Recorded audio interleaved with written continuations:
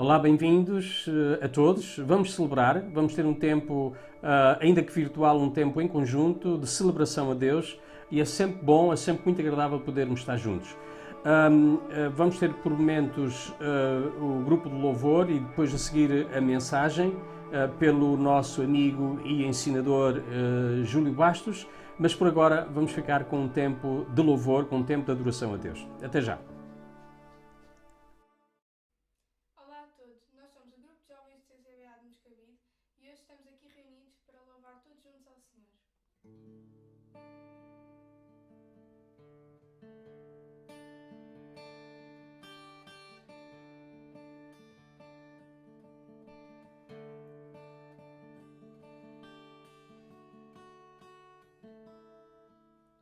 Se o céu te pode ver,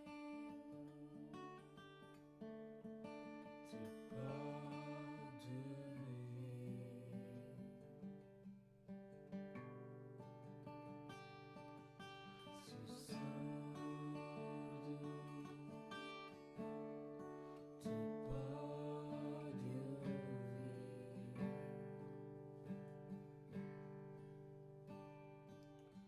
que te ouça eu e que te veja Deus. Esta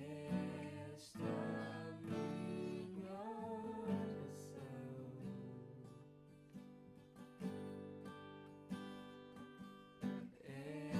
esta minha oração.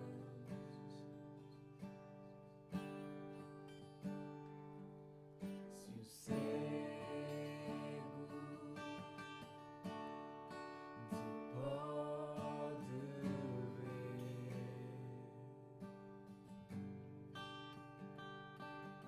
se o surdo te pode ouvir,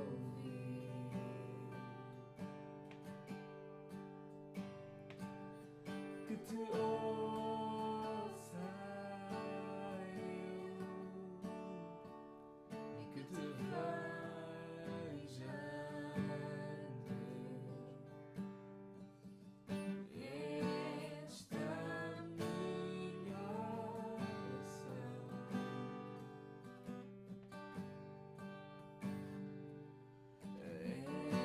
esta minha oração,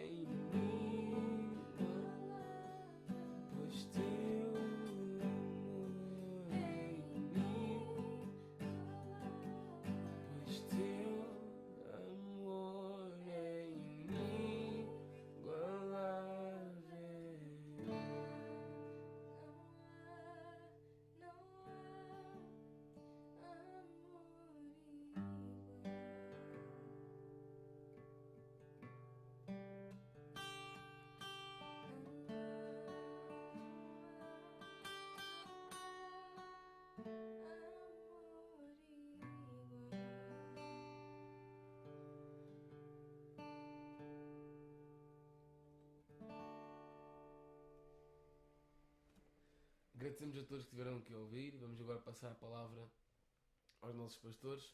Obrigado.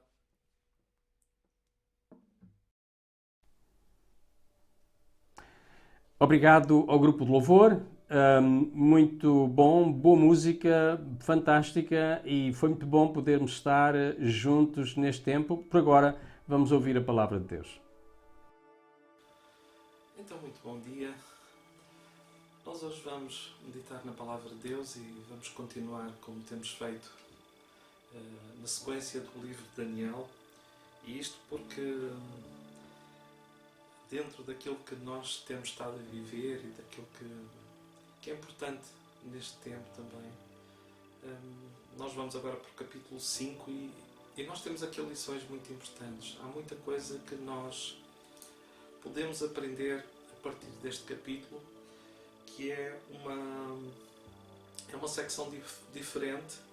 Da última vez nós terminamos o capítulo 4 com Nabucodonosor e percebemos como Deus tratou com ele para lidar com o orgulho que ele tinha no coração e como Deus, com muita paciência,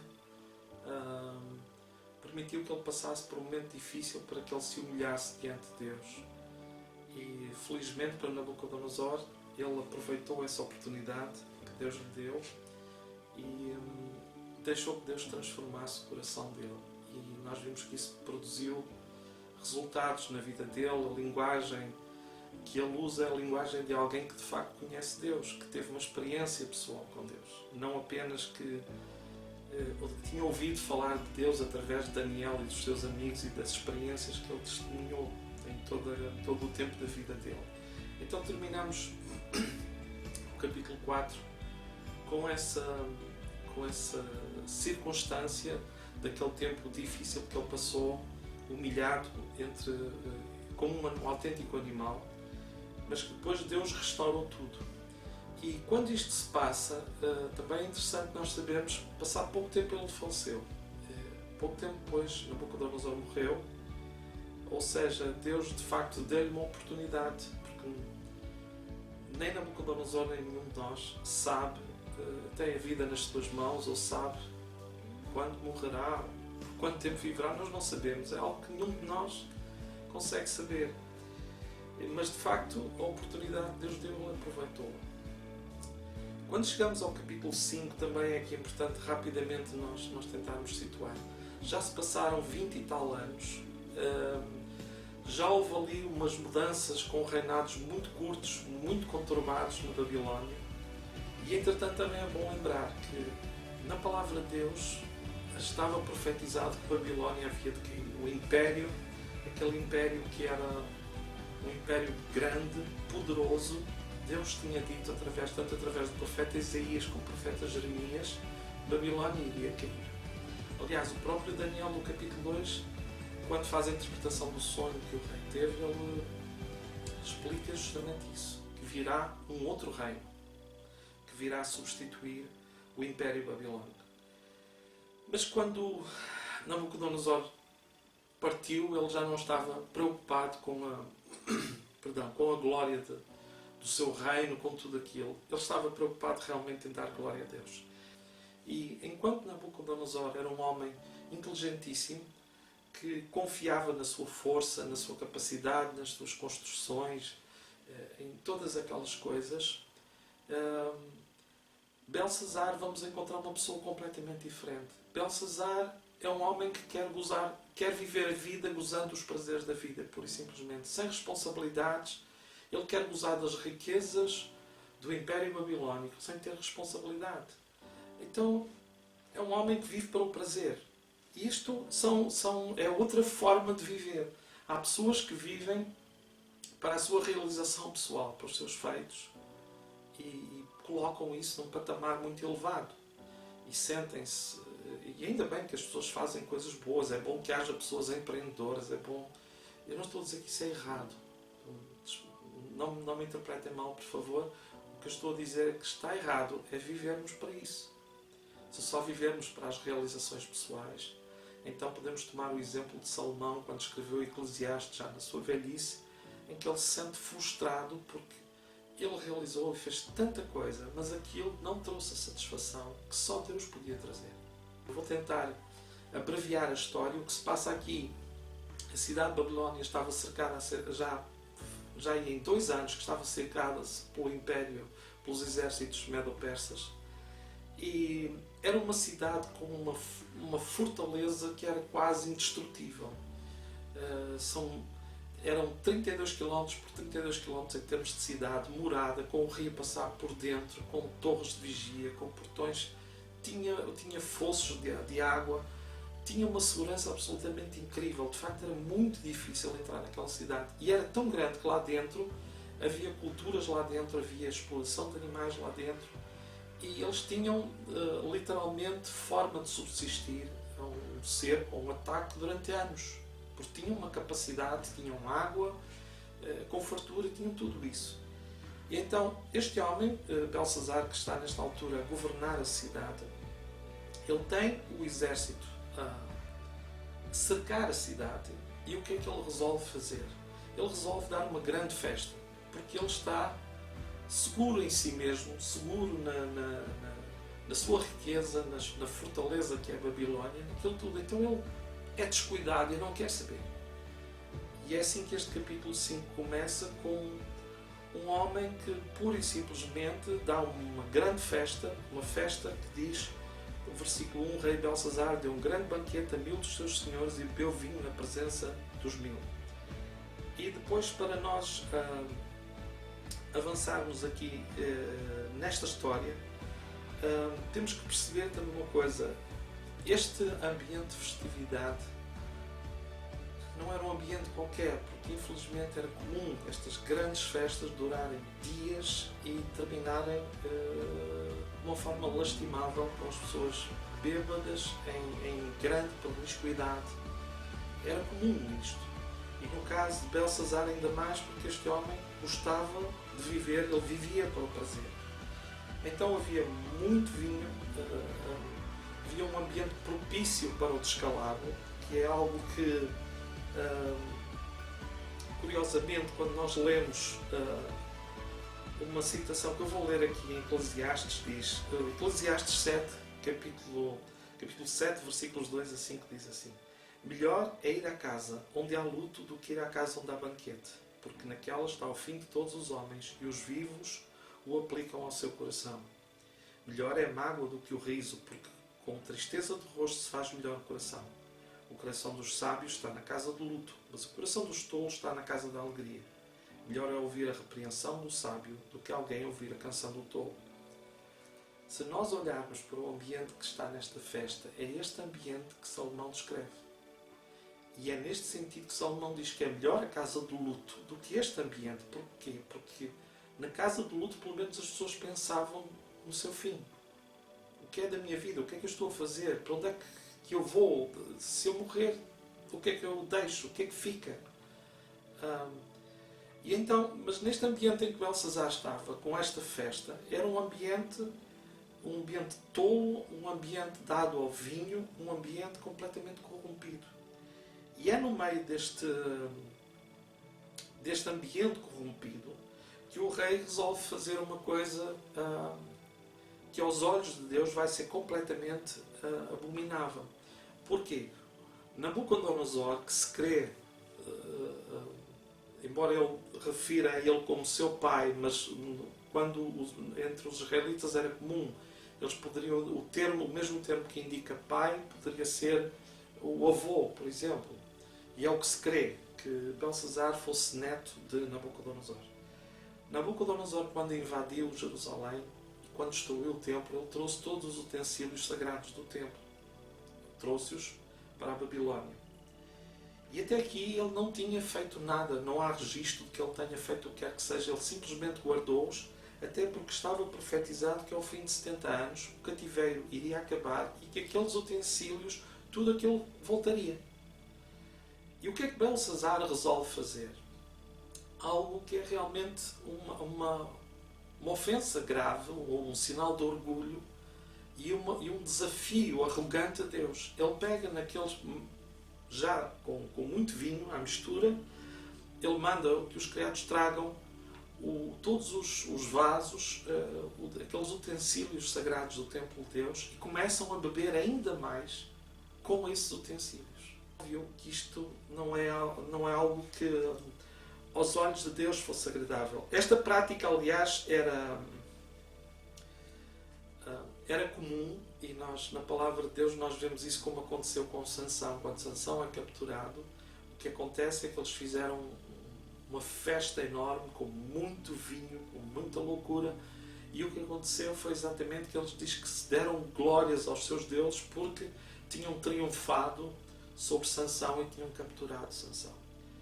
Ou seja, indiretamente, aquilo que, enquanto que Nabucodonosor reconheceu que o reino pertence a Deus e que Deus é soberano, e que de facto percebeu que Israel caiu nas mãos, mais especificamente Judá e Jerusalém caíram nas mãos dele, porque Deus assim determinou, por causa do pecado em que eles viviam, em que se recusavam a converter-se. Nabucodonosor percebeu isso. Belsazar não. Belsazar faz uma festa e faz este ato como que dizendo: os nossos deuses venceram o Deus de Israel. Nós somos mais fortes. E isso foi algo que realmente foi muito mal visto aos olhos de Deus, e nós já vamos ver isso mais à frente. A arrogância dele, não só a de pensar que estava seguro em todo aquele ambiente e fazendo, enquanto estava debaixo de uma ameaça de invasão, ele apenas estava preocupado consigo mesmo e com desfrutar de todo prazer. O que se percebe aqui, infelizmente, é de um homem que não aprendeu nada com aquilo que viu em Nabucodonosor. Então, enquanto eles estavam neste ambiente de grande euforia, com muito álcool à mistura, com toda aquela loucura, aconteceu uma coisa completamente fora do comum. Numa parede, perto da área onde estava justamente o rei, nesse grande salão, apareceram como que uns dedos e escreveram 4 palavras. E de repente um ambiente que era de grande festividade, de se calhar muito riso, muita loucura, simplesmente congelou. Porque eles começaram, especialmente o rei, começou a olhar para aquilo e eles ficaram apavorados com o que viram, com aquilo que estava a acontecer. Diz a palavra de Deus que mudou-se então o semblante do rei, diz que os seus pensamentos o turbaram, as juntas dos seus lombos se relaxaram e os seus joelhos batiam um no outro. Este homem realmente ficou apavorado. De repente, ele estava a viver o seu momento de loucura, de prazer, de blasfémia e de profanação das coisas de Deus. E depara-se com aquele fenómeno e ele não consegue parar de tremer, ele está descontrolado. E diz a palavra de Deus que o que é que ele faz? Ele gritou e manda chamar imediatamente todos os aqui no versículo 7 do capítulo 5, e gritou o rei com força que se introduzissem os astrólogos, os caldeus e os adivinhadores. E então, para abreviar, o que é que o rei faz? Chama-os e promete que aquele que conseguir ler e interpretar aquelas palavras terá uma grande recompensa e será o terceiro no reino. Diz o versículo 8 depois: então entraram todos os sábios do reino, mas não puderam ler o escrito, nem saber ao rei a sua interpretação. Então o rei Belsazar perturbou-se muito, mudou-se-lhe o semblante, e os seus senhores estavam sobressaltados. Estes homens não aprenderam nada, e Belsazar não aprendeu nada com Nabucodonosor, porque Nabucodonosor também teve dois episódios em que chama estes homens e não consegue resposta. Esta falha, mais uma vez, que nós vemos aqui em relação a esta situação, não é uma novidade. E em Isaías, no capítulo 47, muitos anos antes, o profeta escreveu, versículos 12 a 15, diz assim, sobre a Babilónia: deixa de estar com os teus encantamentos e com a multidão das tuas feitiçarias em que trabalhaste desde a tua mocidade, a ver se podes tirar algum proveito, ou se porventura te podes fortalecer. Cansaste da multidão dos teus conselhos. Levantem-se, pois, agora os agoreiros dos céus, os que contemplavam os astros, os prognosticadores das boas novas, salvem-te do que há de vir sobre ti. Então nós vemos aqui que aquilo que já Isaías tinha profetizado é aquilo que está a acontecer. Tudo aquilo em que eles confiavam, e neste caso Belsazar, aquilo que ele confiava, de nada lhe valeu. Mas quando chegou a esta hora, em que ele precisava de orientação, em que ele precisava de um conselho sério, ninguém lhe conseguia dizer absolutamente nada. De todos estes dos quais ele se rodeava, ele não conseguiu obter uma única resposta. E é então que diz a palavra de Deus, no partir do versículo 10, que surge a Rainha-Mãe, que poderá ser, não sabemos exatamente quem é, mas também não é importante aqui nesta situação. O importante é sabermos que era alguém, ela poderia ser a mãe de Belsazar, poderia ser o familiar diferente, mas era alguém que na corte tinha uma posição muito importante e que pôde apresentar-se naquele salão. E mais importante do que isso, era alguém que conheceu Nabucodonosor, era alguém que conhecia também Daniel. E quando ela entra, porque se ele de facto, diz a palavra de Deus, que ele estava aos gritos, em completo descontrole e desespero com a situação, então quando ela com certeza apercebeu-se disso, ela entrou e ela dá um testemunho incrível, e aqui também é algo importante que para nós, quando estudamos também Daniel. Daniel neste momento já tem quase 80 anos. Já se passou muito tempo desde que aquele jovem, com talvez os seus 15 anos, foi para a Babilónia, ele e os seus amigos. Ele já passou por uma série de situações. Ele já é um homem idoso e, curiosamente, ou não, já vou explicar, ele não surge aqui como uma pessoa que é consultada por Belsazar logo de início.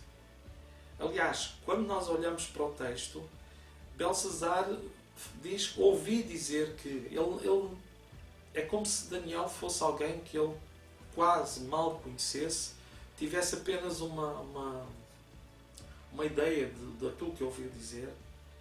Mas o testemunho que esta rainha dá de Daniel é um testemunho impressionante, é um testemunho que era o testemunho que nós precisamos ter diante das pessoas. Não de sermos os bonzinhos, os certinhos, mas sermos homens e mulheres de Deus.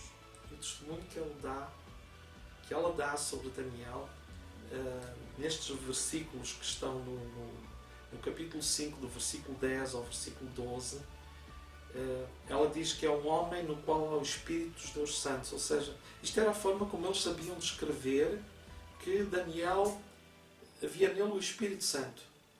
Eles chamavam desta maneira pela cultura religiosa que eles tinham. Diz que se achou nele luz, inteligência e sabedoria, como a sabedoria dos deuses. Diz também que o rei Nabucodonosor o constituiu mestre dos magos, dos astrólogos, dos caldeus e dos adivinhadores. Já agora só aqui um parágrafo. Isto não quer dizer que Daniel praticasse alguma destas coisas. Nós percebemos claramente pela palavra de Deus que ele não praticava. Ele era chefe de um grupo onde se incluía várias classes. E o chefe supremo era, obviamente, Nabucodonosor. Daniel foi colocado sobre eles como um homem sábio. E diz aqui outra coisa. Se achou neste Daniel um espírito excelente e conhecimento e entendimento, interpretando sonhos e explicando enigmas e resolvendo dúvidas. E depois ela diz uma coisa que mostra o quanto ela conhece Daniel e o quanto ela confia nele e vê Daniel como uma pessoa de absoluta confiança. Ela diz, ele te dirá a interpretação. E é bom que alguém, que todos nós pudéssemos ter este tipo de testemunho, de ter sermos conhecidos por esta fidelidade, por sensibilidade a Deus, por sermos realmente homens e mulheres de Deus, que conhecem realmente Deus. E esta rainha tinha esta marca e ela sabia muito bem quem Daniel era. E desde todo aquele tempo de muito novo até agora, Daniel manteve sempre aquele espírito excelente. Isto é uma grande lição para nós. É uma grande lição que nós precisamos de aprender. Que Deus nos ajude a ter a sua graça, a sua sabedoria, para nós sermos pessoas assim, pessoas de espírito excelente e sermos conhecidos por isso. E acima de tudo, sermos conhecidos pelas pessoas como algo que vem de Deus, que não é nosso. Não somos nós que somos muito especiais, muito bons. Não, é Deus que está em nós que faz toda a diferença. É, acima de tudo, é isso que nós temos que ser humildes também nisso, porque tudo o que recebemos, nós recebemos de Deus. E então, eu queria só fazer aqui também um parênteses muito importante. Nós estamos a estudar Belsazar, estamos a olhar para um modo de vida que é um modo de vida enganoso, de alguém que é orgulhoso, de alguém que vive só para os prazeres, alguém que não quer saber de Deus. Mas no meio disto temos que nos lembrar, isto tem sido sempre uma das ênfases do estudo de Daniel, as marcas de Daniel. E a marca que surpreende aqui é que é preciso ver que passaram à volta de 23 anos desde a morte de Nabucodonosor. Não sabemos se Daniel continuou depois da morte de Nabucodonosor a ser ou não o chefe, a ter uma posição importante como ele tinha. Mas isso, aliás, o mais provável é que não tenha, porque depois, pela conversa de Belsazar, dá a impressão que Daniel está um bocado relegado, posto de parte, que não é valorizado. E isso explica-se de uma forma muito simples. Enquanto Nabucodonosor era um homem inteligentíssimo, um homem que se rodeava dos mais inteligentes, dos mais sábios, tinha uma autêntica universidade do melhor que havia naquela altura, Belsazar é um homem que só se dedica ao prazer. Ele não quer saber de homens sábios como Daniel à volta dele, porque essas pessoas não têm.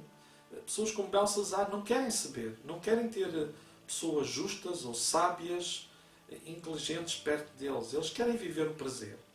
E de preferência ter pessoas que ficam ao lado deles para os bajular e para viverem também naquele mesmo tipo de desenfreamento. Mas uma coisa nós vimos muito importante em Daniel. Os capítulos 6 e 7, na verdade, os capítulos 7 e 8, perdão, vêm antes do capítulo 5. Os capítulos em Daniel não estão escritos pela ordem. Mas eles revelam-nos uma coisa muito importante. Quer no princípio do capítulo 7, quer no princípio do capítulo 8, nós vemos que fala do primeiro e do terceiro ano de Belsazar. Nós vemos uma coisa. Daniel está ocupado a buscar a Deus. E isso é uma lição para nós. Nós podemos ter posições mais vistosas, passa a expressão, ou podemos ser completamente ignorantes diante dos homens. Um de nós pode estar um dia no topo de uma empresa como cristão, mesmo e reconhecidamente como uma pessoa de valor, e passado algum tempo ser completamente menosprezado e ser retirado e ser completamente ignorado. A questão não é essa, a questão é como é que nós permanecemos diante de Deus. Aquilo que nós vemos em Daniel, aquilo que nós podemos perceber, irmãos, é que Daniel manteve-se sempre fiel a Deus, mesmo no tempo em que ele não estava nas luzes da ribalta, mesmo no tempo em que Daniel não estava a ser visto, ele não se preocupava com isso. Naquele tempo, quando se forem ler os capítulos 7 e 8, nós percebemos que ele estava ocupado a buscar a Deus. Porque a preocupação da vida dele era estar junto de Deus e receber de Deus a força, a graça para ele continuar a viver. Não importava que posição ele tinha. E nós não devemos ficar agarrados a nada das coisas que temos neste mundo, por boas que sejam. Devemos desfrutar delas sempre dando graças a Deus, mas não ficar agarrados a elas. Porque um dia podemos estar em cima, outro dia podemos estar numa posição muito mais humilde, mas isso não importa. O que importa diante de Deus é que sejamos achados fiéis. E Daniel foi alguém achado perfeitamente fiel. Alguém que ao fim de todos aqueles anos ele mantinha-se numa posição de grande humildade, um homem sempre fiel e que mantinha aquele testemunho que a rainha atestou, um testemunho de alguém que tinha um espírito excelente, não dependia da posição onde estava, das riquezas que tinham, de nada disso. Tudo o que Daniel era só dependia de uma coisa, do relacionamento dele com Deus. Essa é a parte mais importante que nós temos que reter. Então, o rei depois explica rapidamente a Daniel todas aquelas situações do que viu, do que aconteceu e de como os magos, os trolls, todos aqueles que chamou, não conseguiram fazer absolutamente nada, não conseguiram de todo dar qualquer resposta. E o rei Belsazar tenta fazer com Daniel aquilo que nós dizemos é tirar dinheiro à cara. Olha, se tu realmente revelares e interpretares aquilo que foi ali escrito, eu posso lhe dar grande poder, grandes riquezas. E a resposta de Daniel também é mais uma vez reveladora do seu caráter, porque o versículo 17 diz assim: Então respondeu Daniel e disse na presença do rei: As tuas dádivas fiquem contigo, dá os teus prémios ao outro. Contudo lerei o escrito e far-te-ei saber a interpretação. Ele, onde alguns podiam ver uma oportunidade para voltar às luzes da ribalta, passa a expressão, Daniel não está interessado nisso. Ele diz: Eu não quero saber das tuas recompensas para nada. Eu não estou à procura de poder, não estou à procura de riquezas. Eu vou fazer de graça. Aquilo que Deus me deu, eu vou partilhá-lo de graça contigo. E assim Daniel deu a interpretação,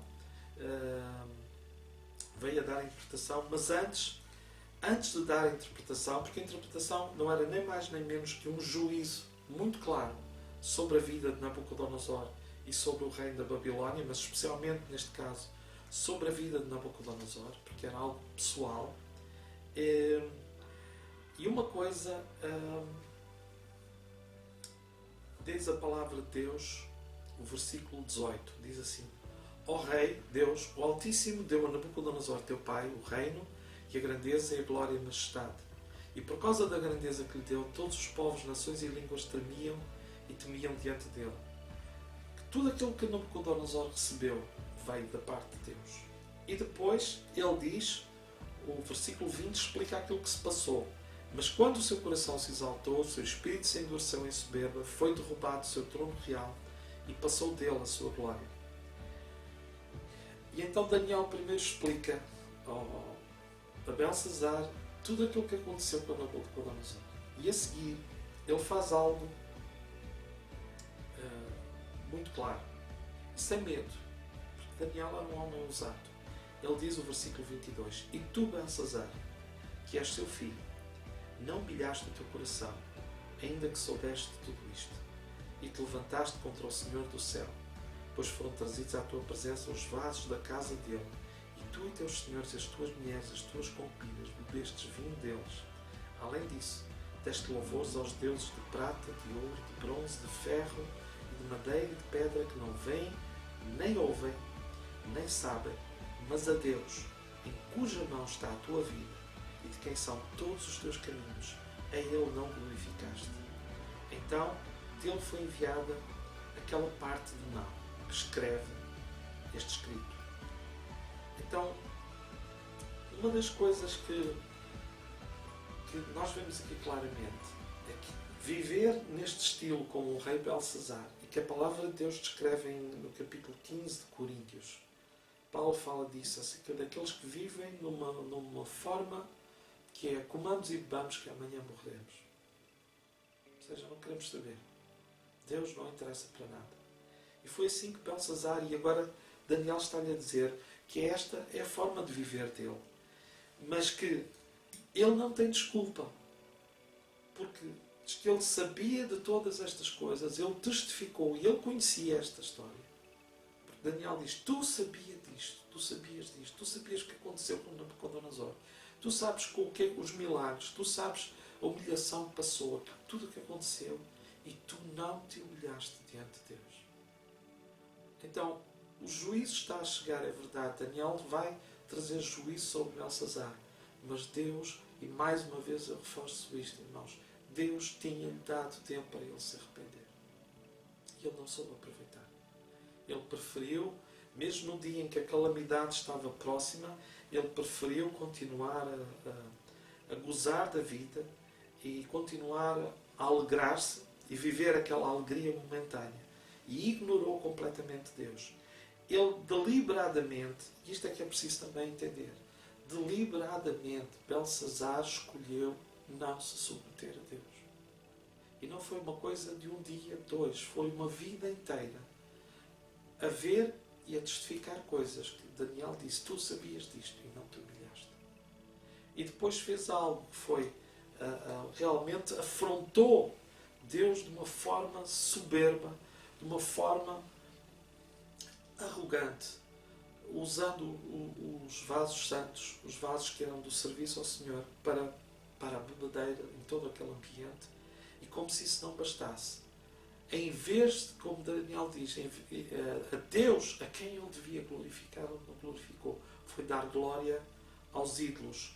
Aliás, é importante ler mais uma vez esta passagem de Romanos 1, 21, 23. Diz, porquanto, tendo conhecido a Deus, não o glorificaram como Deus, nem lhe deram graças. Antes, em seus discursos se desvaneceram, e o seu coração insensato se obscureceu, dizendo, sábios tornaram-se loucos, e mudaram a glória do Deus incorruptível, em semelhança da imagem de homem corruptível, e de aves, e de quadrúpedes, e de répteis. No fundo, Belsazar é acusado, talvez, do crime mais hediondo aos olhos de Deus, foi não o glorificar. Não se humilhou e não deu glória. Recusou-se deliberadamente a dar glória, ainda que tendo provas, ainda que tendo consciência daquilo que viu. Ele não o quis fazer. E nós temos que ter consciência de uma coisa, e aqui Daniel diz, aponta a falha dele em reconhecer duas coisas essenciais. Ele diz que ele não se humilhou diante de Deus em cuja mão está a tua vida. E este é o problema de quem vive assim, para comamos e bebamos que amanhã morreremos. A pessoa vive para si, não quer saber de Deus. Mas olha, uma coisa que é importante, tu que estás a ouvir isto. Paulo dizia numa das suas cartas, ele diz rogo-vos, para que as pessoas se reconciliassem com Deus. E então eu posso dizer, rogo, tu que estás a ouvir agora, pensa nisto, naquilo que a palavra de Deus diz, que a tua vida não está nas tuas mãos. Tu podes pensar que sim, tu podes pensar que tens o leme da tua vida nas tuas mãos, mas não tens. A tua vida está nas mãos de Deus. Então humilha-te, chega-te a Deus, clama a Ele, porque Deus pode mudar a tua vida. Deus pode dar um rumo completamente diferente. Tu não precisas de viver para comamos e bebamos para amanhã, porque amanhã morreremos. Isso não é a vida que Deus quer para ti. O amanhã conta para Deus. Então é importante que tu reconheças estas coisas. E não só isto, como e diz que ele não se humilhou, não glorificou a Deus de quem são todos os teus caminhos. Nós temos a tendência de pensar, aliás, Jeremias, o capítulo 10, o versículo 23, diz, eu sei, ó Senhor, que não é do homem o seu caminho, nem do homem que caminha o dirigir os seus passos. Às vezes nós vamos tão bem na vida, e se calhar tantos de nós, antes de toda esta situação tão complicada, pensamos que a nossa vida está boa, está controlada, as coisas estão a ir bem, e graças a Deus por isso. Mas não nos podemos esquecer que a nossa vida está nas mãos de Deus e os nossos caminhos também. Se nós deixarmos que Deus dirija, podemos passar por provas, podemos passar por dificuldades, como Jesus disse, mas estamos nas mãos de Deus. Isso é a parte mais importante que nós temos. Essa é uma das coisas mais importantes que nós temos. E rapidamente, e para nós abreviarmos, aquilo que as palavras que foram lidas no versículo 25 diz, Este é, pois, o escrito que se escreveu Mene, Mene, Tekel, Ufarsin, que são 4 palavras. Esta é a interpretação daquilo. Mene, contou Deus o teu reino e acabou. Tekel, pesado foste na balança e foste achado em falta. Peres, dividido foi o teu reino e dado aos medos e aos persas. Então aquilo que estava a acontecer ali não era nem mais nem menos do que uma sentença final sobre Belsazar. Diz, olha, os teus dias acabaram-se, a paciência de Deus esgotou-se, Deus te-deu oportunidades. Tu toda uma vida rejeitaste as oportunidades que Deus te deu. E neste dia ainda fizeste pior. Afrontaste claramente Deus. Pois olha, Deus disse hoje, basta. E nós não sabemos, como eu disse, não podemos andar, passar a vida inteira a ignorar Deus e achar que as coisas que vão ficar iguais. Então agora nós chegamos à parte final deste capítulo, mesmo no versículo 30, e infelizmente, ao contrário do capítulo 5, nós não temos aqui um fim feliz. Temos um fim triste, um fim que estava anunciado na palavra de Deus. Tanto Isaías como Jeremias tinham falado dessa situação. E enquanto que no capítulo 4 nós fechamos com Nabucodonosor a louvar a Deus, no capítulo 30 temos a acontecer aquilo que Jesus falou naquela parábola do rico insensato, que diz que ele construiu celeiros maiores, ele tinha muita abundância e disse a si mesmo: descansa, minha alma, come, bebe, folga. E o Senhor disse: louco, esta noite tomarão a tua alma e o que tens para quem será? E naquela noite, diz o versículo 30, naquela noite foi morto Belsazar, rei dos caldeus. E Dário Medo ocupou o reino, sendo da idade de 62 anos. Ele, Belsazar, que infelizmente não ligou nada, não tomou atenção aos avisos de Deus, não olhou para aquilo que Deus estava a querer falar ao coração dele, não quis saber, a preocupação era viver para o prazer.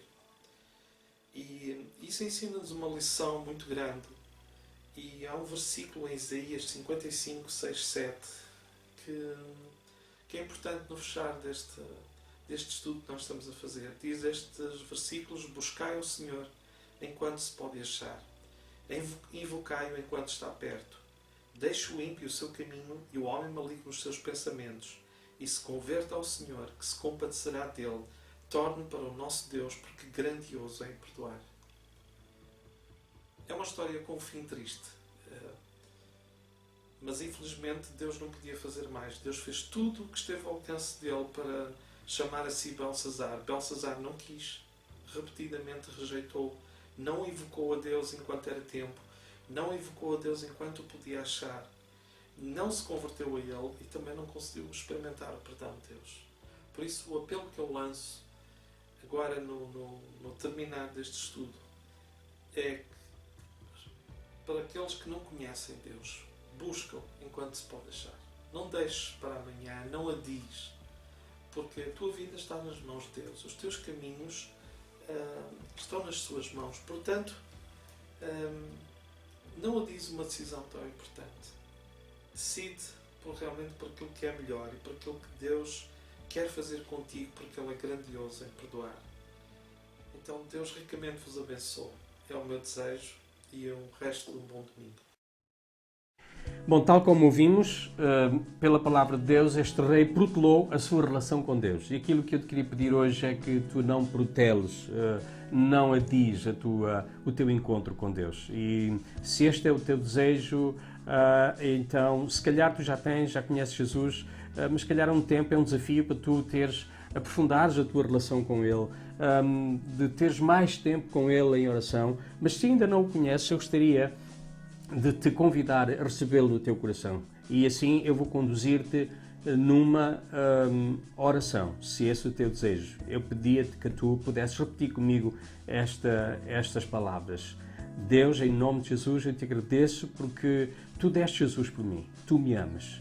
Senhor, eu quero pedir que Jesus entre no meu coração, quero dar-te lugar no meu coração e pedir que tu sejas o Senhor da minha vida. De hoje em diante quero caminhar contigo.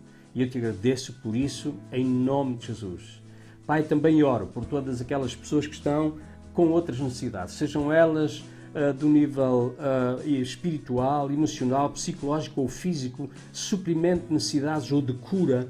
Deus, eu oro para que Tu agora mesmo, o Teu Espírito Santo se possa mover em cada uma destas pessoas para trazer o suprimento de todas as necessidades, para trazer paz, conforto, alegria, ânimo e coragem, motivação para poderem continuar e acreditar que o dia de amanhã é melhor do que hoje. Como está escrito na Tua palavra, Tu dizes, Senhor, que os Teus pensamentos a nosso respeito são de um futuro bom. Não de um futuro catastrófico, mas de um futuro bom. E por isso eu oro que Tu abençoes estas pessoas em nome de Jesus, para a glória do Senhor Jesus Cristo. Amém. Bom, deixe-me dizer-vos também, lembrar-vos, como é habitual, o povo de Deus, a Igreja, todas as pessoas que quiserem podem contribuir. A Igreja precisa das contribuições, é assim que nós fazemos, contribuímos com as nossas ofertas, com os nossos donativos, para podermos dar continuidade ao trabalho de Deus, tal como é costume, tal como tem vindo a ser feito. Assim, vão passar os meios, vão ver que vão passar na tela os meios pelos quais podem fazer essas vossas contribuições. Também ainda hoje mesmo, às 17 horas, vamos estar juntos de novo para ouvir outra vez a Palavra de Deus, e para a semana iremos estar na sexta-feira pelas 21h30 e também domingo à mesma hora de hoje, às 10h30 e também depois às 17 horas. Até lá, desejo-vos uma semana fantástica, ótima, com Jesus, com Deus, porque sei que Ele vos vai abençoar.